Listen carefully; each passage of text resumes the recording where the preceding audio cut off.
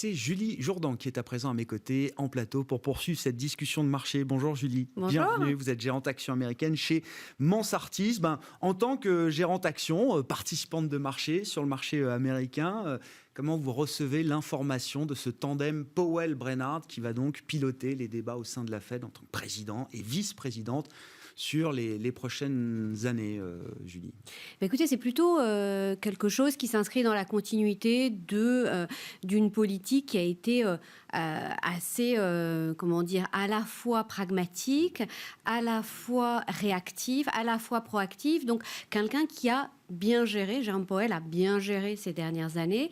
Le fait que demain, effectivement, il soit accompagné dans son mandat par une vice-présidente qui est, on va dire, démocrate, avec une sensibilité plus forte sur les sujets comme la régulation, comme les enjeux climatiques, va permettre en fait au tandem d'être extrêmement équilibré et d'avancer, on va dire, dans un environnement qui évolue en fait de manière permanente. Donc nous, on le voit plutôt de manière assez rassurante. Jérôme Powell a été quelqu'un qui a beaucoup communiqué sur ce qu'il allait faire et qui a jusqu'à présent peu surpris. Donc on verra comment se déroule l'année prochaine, notamment en matière de hausse des taux, puisqu'on voit bien qu'il y a un grand écart entre ce qui est à l'heure actuelle annoncé par le président de la Fed et ce qui est aujourd'hui évoqué dans les anticipations par le marché. Donc on verra comment ça évolue. L'inflation et l'emploi seront vraiment au cœur en fait de ces évolutions. Mais globalement, je pense que c'est quelque chose qui rassure le marché, très clairement. Bon, effectivement. Alors, je ne sais pas... on a vu le marché un peu fluctuant hier. Oui. Sur l'annonce, c'était plutôt positif, puis ça s'est joué en deux temps, en fait. Ça a été une réaction qui a été assez étonnante, puisqu'effectivement, on a vu une vraie rotation qui se mettait en place, au détriment, en fait, effectivement, des valeurs de croissance et au profit des valeurs financières, comme si, effectivement, on avait un nouvel acteur qui allait être très favorable, en fait, à des hausses des taux. Alors, c'est vrai que c'est un peu surprenant. Alors, c'est vrai qu'il faut le voir comme un jeu de miroir par rapport au scénario où, effectivement, c'était Madame Brainard qui aurait été élue. Qui était une probabilité non nulle. Oui, qui était une probabilité non nulle, qui avait beaucoup augmenté ces derniers temps et qui avait sans doute aussi pesé sur les taux très, très récemment. Donc, le marché s'est quand même ajusté. Et c'est vrai que, moi, finalement, cette réaction un petit peu surprenante est le reflet qu'il y avait quand même une partie des probabilités qui avait augmenté sur la possible nomination de Madame Brainard au titre de présidente. Ouais. Elle sera vice-présidente au final. C'est vrai que le processus de reconduction de Jérôme Powell a été quand même particulièrement laborieux jusqu'à hier. Là aussi, on l'évoquait avec l'intervenante précédente. Alors, les mouvements des derniers jours, alors ça bouge toujours sur les marchés actions, mais c'est le dollar qui focalise quand même pas mal d'attention.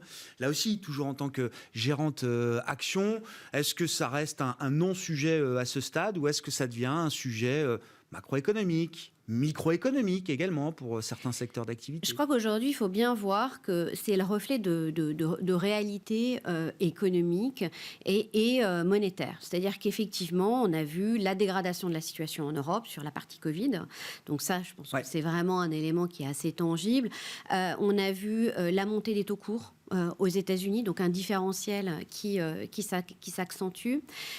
Des politiques monétaires qui sont pas totalement au même stade, avec des situations qui sont un petit peu divergentes, qu'on revoit bien dans les indices de surprise économique. On voit bien que les indices de surprise économique aux États-Unis ont rebasculé en territoire positif, ce qui n'est pas forcément le cas sur la zone euro. Et donc, du coup, effectivement, une accélération sur le dollar qui, effectivement, a été assez rapide. Donc, la vraie question, c'est de savoir, demain, est-ce qu'on a une accélération qui se poursuit de manière rapide et auquel cas, comment les entreprises vont le gérer? Parce que, comme dans toute situation, on a du plus, on a du moins. Donc, effectivement, on peut se dire, c'est très important parce que, effectivement, ça permet d'éviter d'importer trop d'inflation sur un certain nombre de produits. Mais en même temps, effectivement, on a beaucoup d'entreprises américaines qui sont exportatrices, donc pour lesquelles c'est un sujet. Ce que l'on sait quand on regarde le passé, c'est que quand les hausses du dollar, et encore une fois, celle-ci, on revient à des niveaux d'il y a 18 mois, donc on n'est pas non plus... Oui, c'est une zone connue. Voilà, c'est une zone connue, on n'est pas dans des situations extrêmes, bien loin de là. Mais ce que l'on sait, c'est que les sociétés américaines sont très agiles. Elles ont la capacité de réagir à ce genre de choses. Alors, on peut avoir des impacts sur un trimestre, mais globalement, elles ont eu, dans leur histoire, de nombreux mouvements dans ce sens-là. Donc, c'est vrai que c'est pas très inquiétant. On verra. C'est pas du tout, jusqu'à présent, c'était pas du tout un sujet évoqué par les entreprises. On a eu l'inflation, on a eu la supply chain. Le dollar n'est jusqu'à présent pas un sujet. On verra si ça le devient effectivement dans les prochaines semaines. C'est la consommation qui va être très intéressante à suivre également dans cette période de fin d'année. Vous l'avez dit, après un trou d'air globalement pour l'économie américaine au troisième trimestre, on voit bien tous les indicateurs avancés sont en train de repartir à la hausse. J'ai vu hier ou avant-hier, je ne sais plus, le GDP Now d'Atlanta, donc qui mesure en temps réel un peu l'activité économique, qui repart à plus de 8% là, sur le quatrième trimestre. On verra comment on atterrit en termes de croissance, avec un fort soutien de la consommation. C'est une équation intangible pour l'économie américaine, ça. C'est deux tiers du PIB, donc c'est vrai que c'est la consommation, c'est vraiment au cœur en fait de la croissance américaine. Et c'est vrai que cette année, on va se retrouver dans une année un petit peu je dirais plus normale sur ce Thanksgiving. L'année dernière, on était encore en pleine pandémie, donc on a eu un gros succès des ventes sur Internet. Cette année, on devrait, selon les estimations, avoir des ventes records autour d'une hausse de 9 à 11% selon les estimations, pas loin de 850 milliards de dollars là pour cette période. C'est vrai que c'est plutôt une très bonne nouvelle, même si on sait que pour partie, il y a de l'inflation qui joue sur le chiffre, mais c'est une très bonne nouvelle. Mais ce qui risque d'être un petit peu différent par rapport à l'année dernière, c'est le retour en fait des Américains dans les magasins. C'est-à-dire qu'on a vu d'abord 2 tiers des Américains veulent profiter de Thanksgiving pour faire du shopping. C'est beaucoup plus que l'année dernière. On était plutôt autour de 50%. Donc, il va y avoir beaucoup plus d'Américains qui vont profiter de Thanksgiving. Il va y en avoir beaucoup plus dans les magasins. Et ça, je pense que c'est un petit peu ce qu'il faut avoir en tête, ce qui ne veut pas dire que le e-commerce ne va pas bien marcher. On attend des ventes en hausse de 10% et pas loin, et un peu plus de 200 milliards. Donc, c'est très significatif. Mais c'est vrai qu'on revient dans une forme d'un Thanksgiving un petit peu plus normal après une année qui a été assez mouvementée l'année dernière par la pandémie. Donc, c'est plutôt une bonne chose. Et vous dites toutes les forces qui soutiennent la consommation aux États-Unis aujourd'hui sont solides, sont en place, parce que c'est vrai qu'il y a eu beaucoup de mouvements, notamment quand on regarde les revenus disponibles, les revenus réels. Alors, ils ont explosé à la hausse au moment de l'envoi des chèques. Et puis évidemment, il y a eu un espèce de contre-coup, là aussi, avec le phénomène inflationniste qui a gagné en traction, qui fait que les revenus réels sont un peu plus sous pression aujourd'hui. Est-ce que les forces, et encore une fois les moteurs de la consommation, restent suffisamment solides pour imaginer que l'hédonisme du consommateur sera plus fort que la hausse des prix aux États-Unis? Je pense que son moral parfois est affecté par les chiffres de l'inflation ou par des éléments exogènes, mais la réalité est quand même assez satisfaisante. C'est-à-dire qu'on a un consommateur qui a une épargne, un niveau d'épargne qui est toujours extrêmement élevé, largement supérieur au niveau pré-pandémie. Quand bien même une partie a été dépensée. Quand bien même une partie a été dépensée.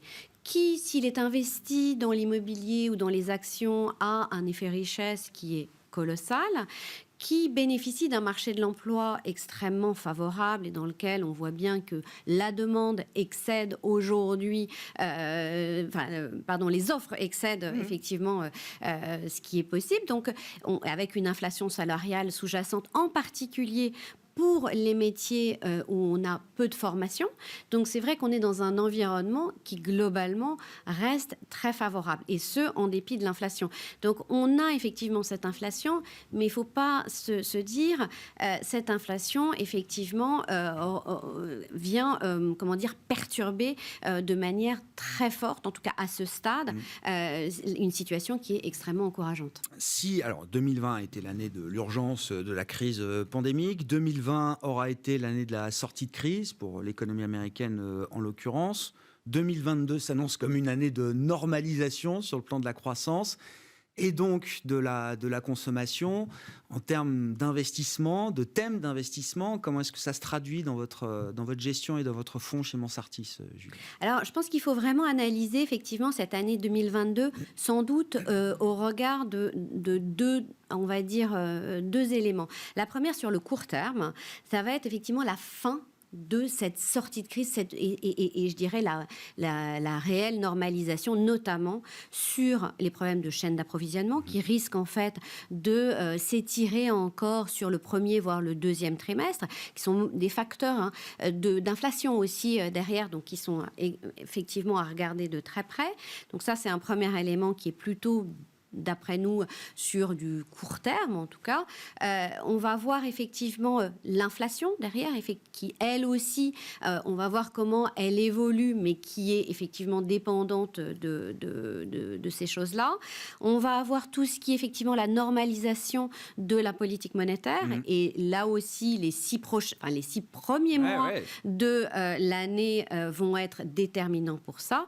Et de manière, on va dire, plus structurelle, on va avoir des thématiques qui vont se mettre en place dans la durée. Donc, que ce soit effectivement l'accélération de la transition écologique qui a à la fois une accélération de la croissance dans certains segments, mais aussi ce que cela implique sur le marché des comos de manière générale, puisque on voit bien, c'est quelque chose, il y a quand même aussi des impacts extrêmement significatifs.